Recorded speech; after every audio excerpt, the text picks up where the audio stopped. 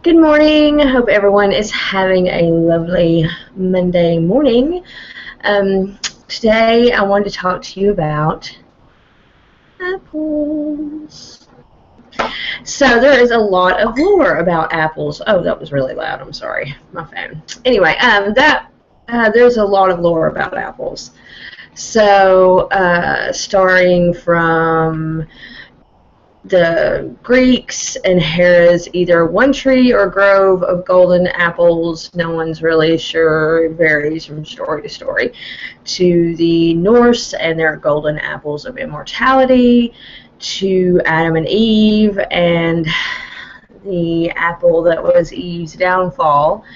And again, people argue about that too. Some people think it was pomegranates.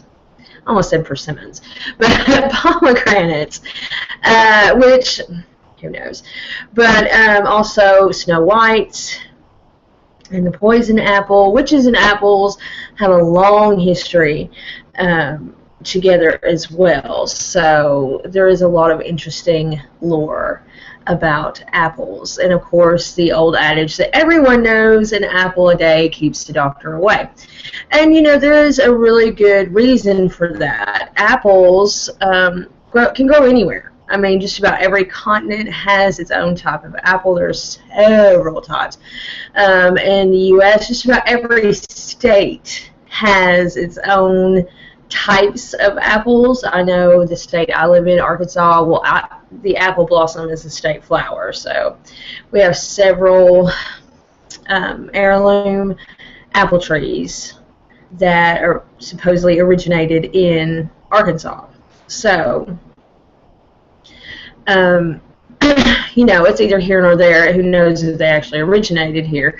But, you know, like I said, they just grow everywhere. Anybody had access to apples, and that has always been the case. You know, apples are high in vitamin C.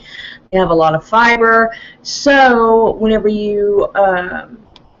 whenever like you hear adages like the apple a day keeps the doctor away kind of thing, a lot of that stems from the fact that everyone had access to apples, unlike other fruits, especially back in the older days, you know, the 18th, 19th century and things like that. Poor people could afford apples. Rich people had apples. Unlike something like, say, grapes. Usually grapes were something for only the very rich, mainly because they were imported usually. Citrus, any kind of citrus, anything, was definitely for the super rich because they were an import. They didn't grow locally. You know, you have to have a certain climate for oranges to grow well anyway. So, but apples can grow anywhere. So everyone had access to apples, and it prevented things like scurvy, and you know, it was a good nutritional supplement. And also apples, back when typhoid was a thing, which I guess it's still a thing, but it's not as much of a thing as it was back then. They would make the water, because typhoid was a contagion of bacteria that was passed through water, a lot like cholera. And they would take the water and add apple juice to it. And there is something in apples that kills the typhoid bacteria. So there's a little, you know, trivia thing for you. That is why apples were considered a very good nutritional source, and said that apple a day would keep the doctor away, because that was their main source of any kind of vitamin, you know, whether, you know, regardless of whatever class or wealth level was in place. So, but apples have a lot to do with love in the magical sense, and since all of these ingredients that Michael and I have been discussing here lately all center around our new Moon Love Conjuring event, apples are one of the ingredients. And as we know, like if you cut an apple this way, not this way, but this way, you will see the pentagram formed in the seed where the seeds are held.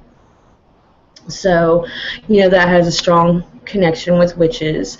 But as far as love goes, you would cut an apple in half, use one half to cast with, and the other half you would give to the person that you wanted to love you, or to your lover, to make them loyal, keep them close, things like that. You would take the seeds from an apple, and you could use them to cast a spell so your love will grow and be bountiful. Apples were also really used in fertility a lot that way too. So apples, if you could peel an apple all the way around without breaking the peel, and through the peel over your shoulder, it would land in the initials of your lover-to-be, I guess I should say.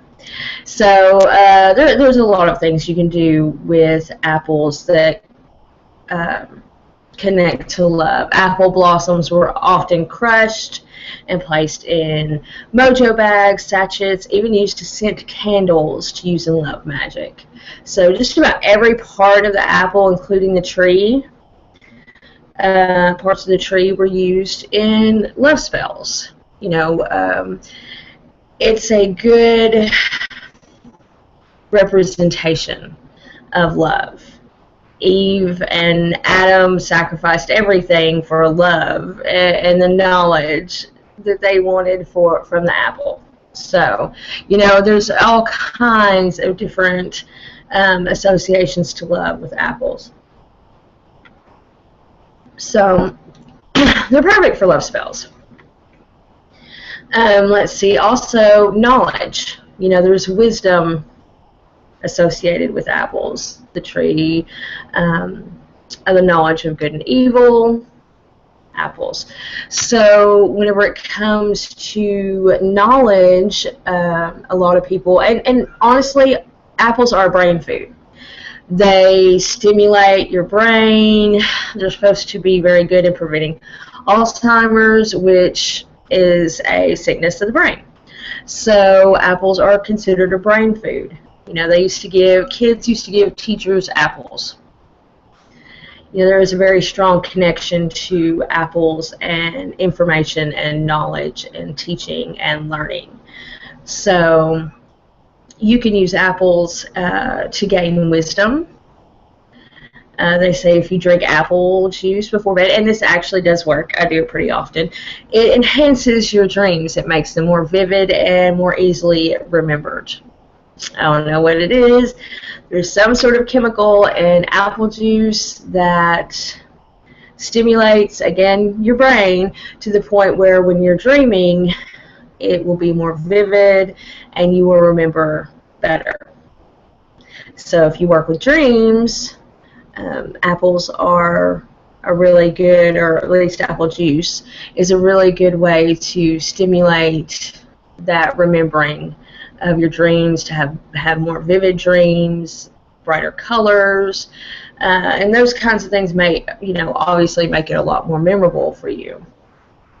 So there's that, and also immortality. Now, I don't know anyone who has eaten an apple a day and lived forever, but it is, again, associated very closely with health. Apples are healthy. Using apples are used in so many juices, as far as like smoothies, juice blends, as the base, because apples are really sweet. You don't have to add any kind of sugar, and they are full of vitamins, and not just vitamin C, but they have several vitamins that are really good for us, and they're high in fiber. So, and they also aid in digestion. So, I can see why apples are related to immortality. Again, there's the lore with Hera and her golden apple tree and or grove. And those were supposed to give the recipient of those apples luck and immortality. Again, the golden apples in Norse tradition are what the Norse gods ate to keep them young and immortal. So they had to eat one a year, I think. So, there's several little lores and things associated with apples and immortality. One of the reasons why, and as much as this might not be immortality, but explains to me a lot about the association between apples and immortality. You know, you bob for apples during Halloween or Samhain, and apples in water, and retrieving apples from water is supposed to represent a type of crossing over, you know, going through the veil. Apples are the food for the dead in Irish and Celtic mythology. So I can see how that would relate to immortality, because even after they passed over, apples would make them happy. You know, they would not necessarily eat them, but it was a gift that gave their spirit more sustenance. And of course, during Samhain, Halloween, you're supposed to be able to see and receive messages from spirits a lot easier. So apples were kind of the connection between the spirit world and the mundane world. So, and in that, if you think about the spirit never dies, that connects a lot to immortality and the fact that no matter what, your spirit continues. So, interesting. You can work with that in magic as far as connection to the spirits, but also a way of keeping yourself healthy. And it may not make you immortal, but it can very well, you know, keep you healthy and living longer. So, you know, if you can't reach immortality, at least you can reach old age. So, yeah, that's all I can really think of to share about apples, at least as far as those three aspects. There's a lot of ways you can work with apples. You know, that I haven't even covered the whole using apples to curse, since that is a common denominator you find with apples. There's a lot of poisoned apples stories. So, and you can do a lot of research on your own about that. Michael Blackthorne, the Deviant Witch, he discussed that in his apple video, which I will link in the description below. I'll also put the link for the new Moon Love Conjuring event, so check that out for sure. It's tomorrow, guys. Oh my gosh. So, and okay, I'm going to give you the whole list of ingredients. We will put a little meme or graphic or something up today about the ingredients, but it is a red candle, cinnamon, sage, cayenne, apple. Also a petition paper, and we will probably throw in a chant to raise energy that Michael and I will create.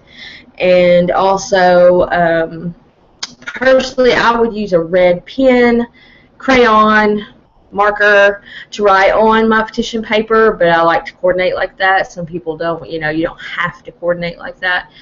Now, you can put these ingredients together in whatever way you want to do it. If you want to take the sage and smudge the area with the sage before you mix up the cayenne and the cinnamon and the apple and all that and the candle, that's fine. If you want to put the candle, if you have a red taper, you can put the candle in the apple with the ingredients underneath, if you core the apple and put the ingredients like down inside and then set your candle on top. That's fine. Whatever you want to do. All of this is very individual. The only thing that makes it an event is the fact that we're all going to be casting for the same thing for ourselves at the same time. And there is a very interesting energy that is raised that is tangible whenever you have a lot of people casting at the same time for the same thing, even if it's only for themselves. It doesn't have to be a group casting for one goal. It can be a group casting with many goals. We're just raising energy at the same time. So it's very interesting. Michael and I used to do this a lot back in our old coven days, it is an experience worth having. So check it out. I will put the event in the link below if you haven't seen it already. I mean, all these videos have had it, so hopefully you've checked it out by now. But if you haven't, you know, click on that link and find out all the details. So thank you very much, and have a wonderful day, guys. Bye.